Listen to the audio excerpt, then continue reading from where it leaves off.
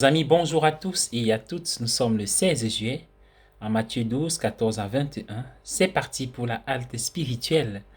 Installez-vous bien, surtout que la discussion d'hier sur la loi se poursuit aujourd'hui.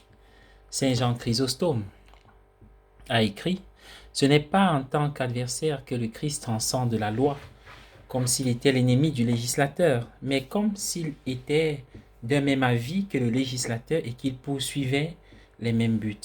Le sens de cette phrase condensée de Chrysostome est délicieusement illustré par le Petit Prince d'Antoine de Saint-Exupéry. Le Petit Prince se retrouve sur une planète où il n'y a rien du tout, sauf un roi assis sur son trône. Il est très impérieux, car ce qu'il exigeait fondamentalement, c'était que son autorité soit respectée. Il ne tolérait aucune désobéissance. C'était un monarque absolu.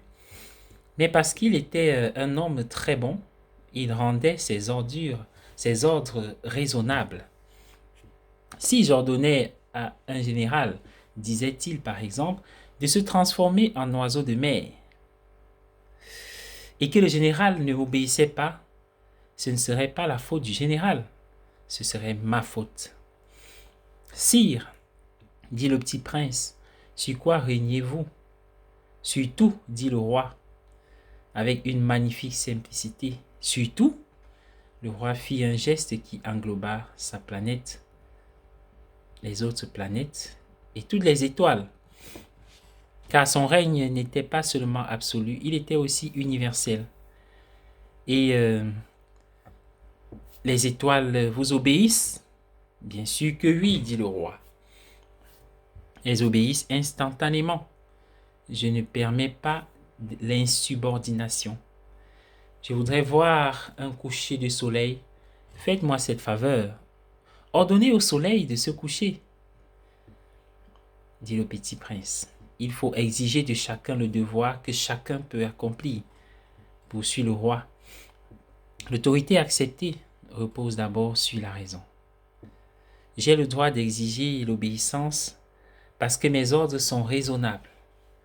Alors mon coucher de soleil, lui rappela le petit prince, car il n'oubliait jamais une question une fois qu'il avait posée. Tu auras ton coucher de soleil, je l'ordonnerai. Mais selon ma science du gouvernement, j'attendrai que les conditions soient favorables. Quand est-ce que ce sera? Demanda le petit prince. Répondit le roi. Et avant de dire autre chose, il consulta un volumineux almanach. Ce sera ce sera ce soir à 8h moins 20 minutes. Et vous verrez comme je suis bien obéi.